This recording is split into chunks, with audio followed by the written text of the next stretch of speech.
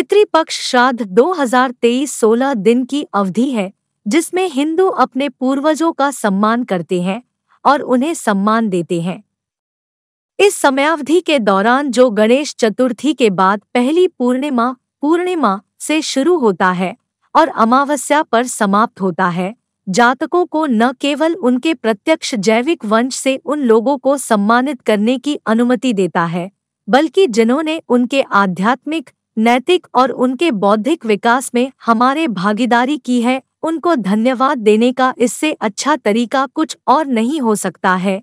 इसलिए पितृपक्ष में पूर्वजों को उनको सम्मान देना चाहिए। क्या है पितृपक्ष का इतिहास? पौराणिक कथा के अनुसार जब महाभारत युद्ध के दौरान योद्धा राजा कर्ण की मृत्यु हो गई और उनकी आत्मा स्वर्ग में चढ़ गई, तो उन्हें भोजन के बजाय गहने और सोने का भोजन दिया गया। यह महसूस करते हुए कि वह इन वस्तुओं पर खुद को बनाए नहीं रख सकता है, उन्होंने स्वर्ग के स्वामी इंद्र को संबोधित किया और उनसे पूछा कि उन्हें असली भोजन क्यों नहीं मिल रहा है। भगवान इंद्र ने तब उन्हें बताया था क्योंकि उन्होंने इन वस्तुओं को अपने पूरे जीवन दान के रूप में दिया था, लेकिन अपने पूर्वजों को कभी भी भोजन दान नहीं किया। जिस पर कर्ण ने उत्तर दिया कि वह अपने पूर्वजों से अवगत नहीं था।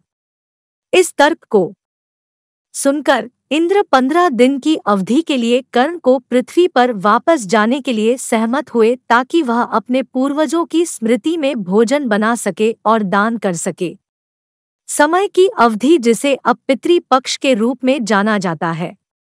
पितृपक्ष श्राद्ध 2023 परंपरा, समारोह और महत्व।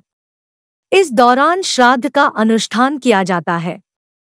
इस अनुष्ठान की यह विशिष्टता व्यक्ति से दूसरे व्यक्ति में भिन्न हो सकती है, लेकिन आमतौर पर यह 3 घटकों को जोड़ती है। पहला हिस्सा पिंडदान है, पूर्वजों को पिंडा का प्रसाद। पिंडा चावल की गेंदें हैं जो आमतौर पर बकरी के दूध, घी, चीनी, चावल, शहद और कभी-कभी जौ से बनती है। समारोह का दूसरा भाग तर्पण, कुशाघास, जौ, आटा और काले तिल के साथ मिश्रित जल का चढ़ावा है। समारोह का अंतिम हिस्सा ब्राह्मण को खिलाया जाता है। यह ब्राह्मण पुजारियों को भोजन दे रहा है। साथ ही इस समय के दौरान पवित्र शास्त्र से पढ़ना शुभ माना जाता है। हालांकि कुछ चीजें ऐसी भी हैं जिन्हें पितृपक्ष के दौरान करने से बचना चाहिए। प्रतिभागियों को नए प्रयासों में संलग्न होने से बचने के लिए माना जाता है। मांसाहारी खाद्य पदार्थ खाना, शेविंग या बाल कटाने, प्याज, लहसुन खाना या जंक फूड खाना। किस दिन करे पूर्वजों का श्राद्ध? वैसे तो प्रत्येक मास की अमावस्या को पितरों की शांति के लिए पिंड दान या श्राद्ध कर्म किए जा सकते हैं, लेकिन पितृपक्ष में श्राद्ध करने का महत्व अधिक माना जाता है।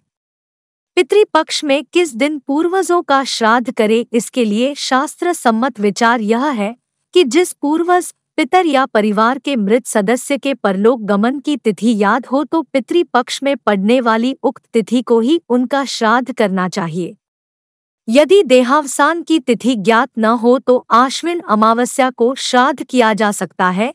इसे सर्वपितृ अमावस्या भी इसलिए कहा जाता है। समय से पहले यानी जिन परिजनों की किसी दुर्घटना अथवा सुसाइड आदि से अकाल मृत्यु हुई हो तो उनका श्राद्ध चतुर्दशी तिथि को किया जाता है। पिता के लिए अष्टमी तो माता के लिए नवमी की तिथि श्राद्ध करने के लिए उपयुक्त मानी जाती है। पितृपक्ष 2023 में करे पितरों का श्राद्ध मिलेगा पुण्य।